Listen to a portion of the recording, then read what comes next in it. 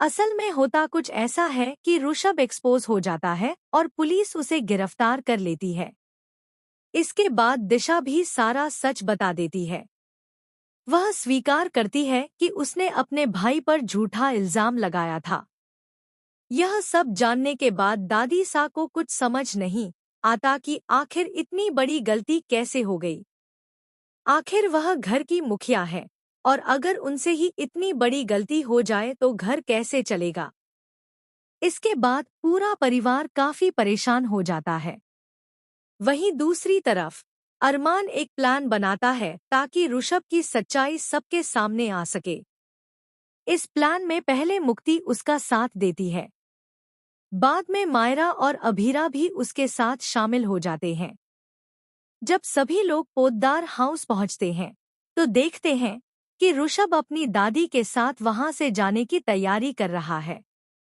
लेकिन उससे पहले ही ये लोग वहां पहुंचकर एक नाटक शुरू कर देते हैं।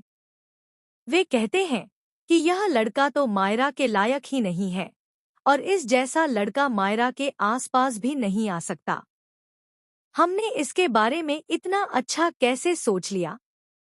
यह सुनकर ऋषभ को गुस्सा आ जाता है और गुस्से में वह खुद ही अपनी सारी सच्चाई उगल देता है। उसकी पूरी बात मुक्ति रिकॉर्ड कर लेती है। इसके बाद अरमान कहता है, अब सबको सच पता चल गया है। आप सभी ने इसकी असलियत अपनी आंखों से देख ली है। तभी ऋषभ को एहसास होता है कि वह फंस चुका है और उसने गुस्से में सब कुछ कबूल कर लिया है।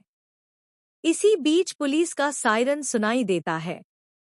ऋषभ वहां से भागने की कोशिश करता है, लेकिन अभीरा, अरमान और परिवार के बाकी सदस्य मिलकर उसे पकड़ लेते हैं और पुलिस के हवाले कर देते हैं।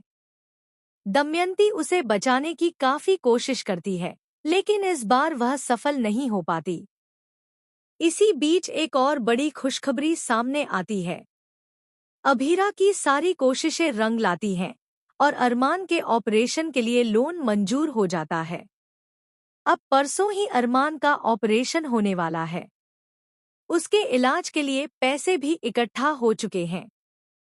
इसके लिए अभीरा ने अपना घर तक गिरवी रख दिया है।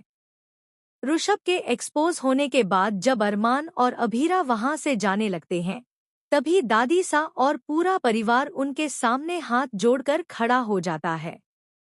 वे कहते हैं, हमें माफ कर दो। हमसे बहुत बड़ी गलती हो गई। हमने तुम पर भरोसा करने के बजाय एक बाहरी इंसान पर यकीन कर लिया। अब सबसे बड़ा सवाल यह है कि अरमान और अभीरा का